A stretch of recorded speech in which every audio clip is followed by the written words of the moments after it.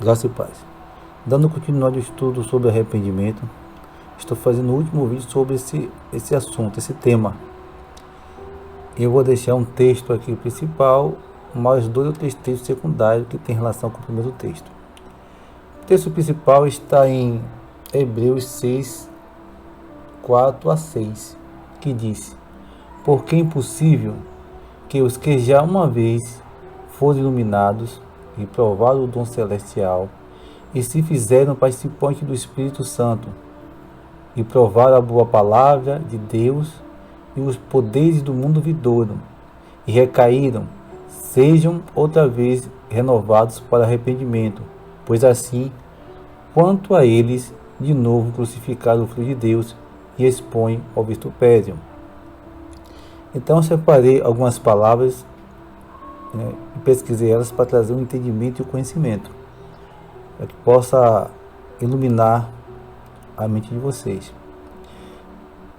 Impossível. Impossível em grego significa adunatus, uma particular negativa e sem força, impotente, fraco, sem poder, incapaz de ser feito, impossível. Então, ele está dizendo que quando a pessoa ele recai da presença de Deus, aqueles que são iluminados, que conhecem os dons celestiais, que conhecem os poderes celestes, ele é impossível que ele volte para a presença de Deus. Então, ele não tem forças para voltar. É incapaz, impotente, ele fica negando a si mesmo. Iluminados. Em grego, potizo, produz luz, iluminar, clarear, ilustrar, tornar-se claro para todos. Então, aqueles que são iluminados por Cristo, que recebeu os dons do Espírito Santo, é luz. Onde ele chega, ele vai chamar a atenção. O que diz? Tem uma passagem que diz: vós sois a luz do mundo e eu sou da terra. Se eu sou luz, eu tenho de, onde estiver, eu tenho de chamar a atenção, não pelo meu porte físico, nem pela minha aparência, mas pela palavra de Deus que tem em mim, o Espírito Santo que habita em mim. Eu tenho que ter testemunho, eu tenho que ter obra, eu tenho que ter uma vida reta perante Deus. E as pessoas vão ver Cristo em mim. E a outra palavra que eu separei foi poderes. Em grego, dunamins. Poder para realizar milagres. Poder moral. Então você vê que a pessoa tinha os dons espirituais.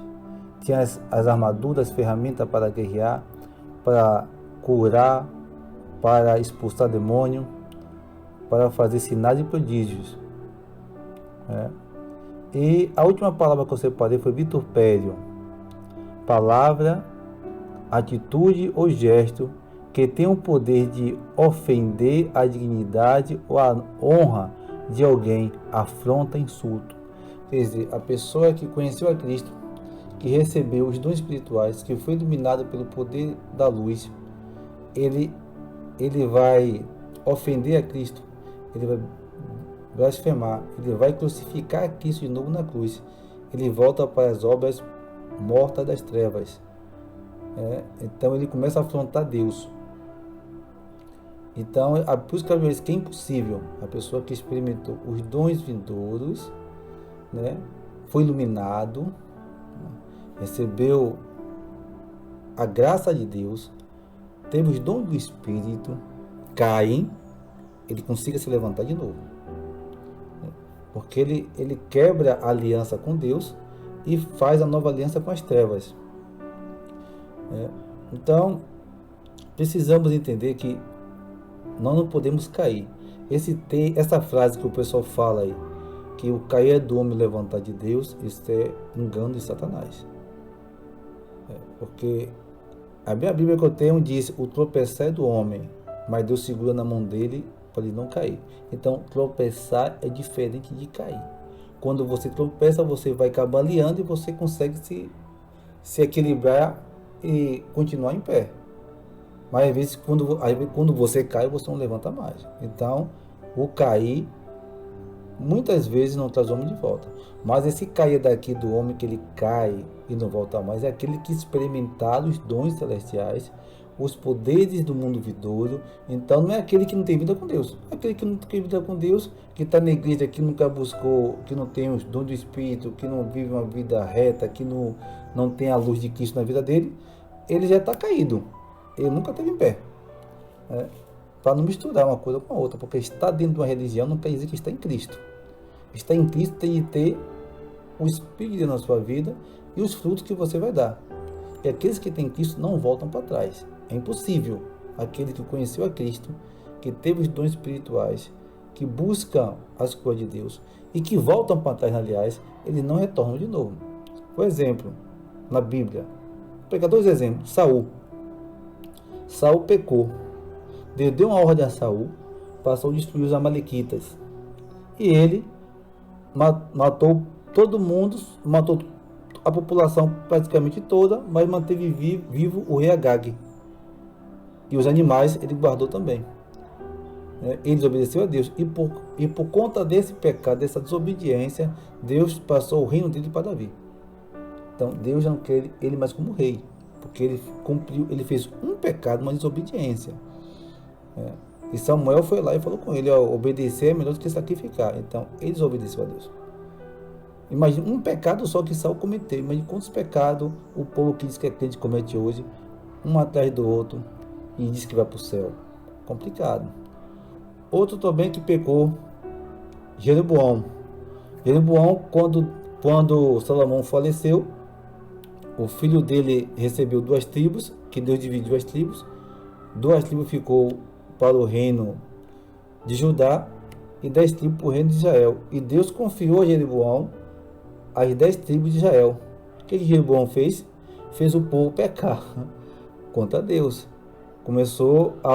Fez um bezerro de ouro para o povo adorar, para não ir para ir no templo para adorar a Deus na terra de Judá. Estava na terra de Judá o templo. Então ele não queria que o povo fosse adorar a Deus no templo, com medo de perder o domínio do povo. Ele fez o povo pecar contra Deus. E Deus aí também castigou ele. Então, esses 2 exemplos de pessoas que foram chamadas por Deus. Saul primeiro, que quando a pessoa era rei, Deus dava o Espírito Santo. E Jeroboão, que Deus confiou as 10 tribos de Israel, para ele tomar conta, para ele guiar. E ele guiou o povo para o pecado. Mas eu vou fazer agora, pegar os 2 textos secundários que tem relação com o texto principal, que está em 2 Pedro 2:22, que diz, para aqueles que voltam para o mundo: deste modo sobreveio-lhes o que por um provérbio se diz: o cão voltou ao seu próprio vômito, e a porca lavada ao espojadouro de lama. Então aqueles que conheceram o poder de Deus, a graça, que foi cheio do Espírito, e recai de novo para o pecado, ele volta para a imundície do mundo, volta para o lamaçal do pecado. Como é que ele vai voltar de novo para Deus? Isso que é impossível, né? Então, nesse caso aqui específico, não estou dizendo que todos os casos são iguais. Cada daqueles que receberam os dons foi iluminado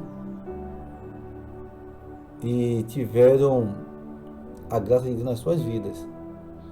Também está escrito em Mateus 12, de 43 a 45, que diz: enquanto o espírito imundo tem saído do homem, anda por lugares áridos, buscando repouso, e não o encontra.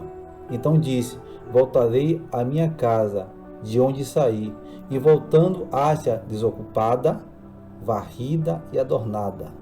Então ele vai achar a casa, que é o nosso corpo, que é o templo do Espírito Santo, vai estar vazia, porque você está da presença de Deus, o Espírito Santo está da sua vida. E aí os demônios acham a casa vazia, adornada e varrida, ele vai entrar. Aí diz: então vai e leva consigo outros 7 espíritos piores do que ele, e entrando habita ali. Então ele volta a habitar no templo que um dia ele foi expulso, quando a pessoa aceitou a Jesus. E a volta do pecado faz com que o Espírito Santo saia e deixa a casa vazia para os demônios voltar. Só que ele volta com mais 7. E disse: e são os últimos atos desse homem piores do que os primeiros. Assim acontecerá também com esta geração má. Esse texto tem outro contexto, mas ele casa bem nessa situação, onde a pessoa sai da presença de Deus, né? E o demônio vai e entra, porque vai achar a casa vazia, limpa, e a pessoa começa a praticar coisas piores do que fazia antes quando não tinha Jesus. É por isso que diz que o estado dessa pessoa é pior do que antes.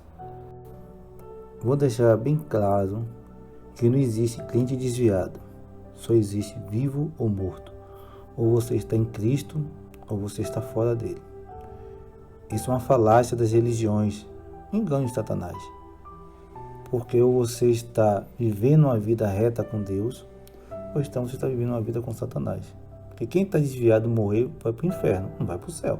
Então, que possamos compreender que aquele que entrou na presença de Deus não pode jamais voltar para o mundo. Porque se voltar, é pior do que aquelas pessoas que estão no mundo e não vão para Cristo. E o castigo vai ser pior. Então, sigamos firme, com fé, com obediência, porque Jesus é a nossa força, a nossa rocha, a nossa fortaleza. Se construirmos a casa na rocha, pode vir a tempestade que for. Não, ela vai bater, mas não vai derrubar. Que possamos segurar cada vez mais na mão de Cristo, com fé, com obediência, olhando para o alto, de onde vem o socorro, porque é de lá que vem a nossa força. Temos de se santificar, nosso corpo, alma e espírito, para suportar as afrontas de Satanás, as guerras espirituais, os pratos que Satanás bota para nos derrubar, porque o objetivo dele é matar, roubar e destruir. Que a palavra de Deus venha edificar os vossos corações, e que o Espírito Santo venha nos despertar cada dia para estar firme na presença de Deus com verdade, santidade e amor. Amém? Deixe seu comentário, deixe seu like. Eu vou deixar uma oração para edificar as almas de vocês. Pai, que o Senhor possa nos despertar cada dia na Tua presença. Que venhamos andar em sinceridade e verdade, para que não venhamos ser enganados pelo diabo, para que possamos cair e jamais poder voltar para a Tua presença. Porque a Tua luz ilumina os passos daqueles que Te buscam e Te adoram. O fruto do Teu Espírito tem de brotar nas nossas vidas, para que o mundo veja Cristo em nós. Tira as escamas dos nossos olhos, coloca as Tuas armaduras, nos fortalece, nos dá um coração sincero e reto na Tua presença, e que toda seta, toda obra satânica e maligna, todo mal caia por terra, em nome de Jesus. É que eu te peço, Pai, e te agradeço por ter aqui nos dado conhecimento e entendimento da Tua palavra, e que possamos viver em santidade e verdade na Tua presença, em nome de Jesus. Amém.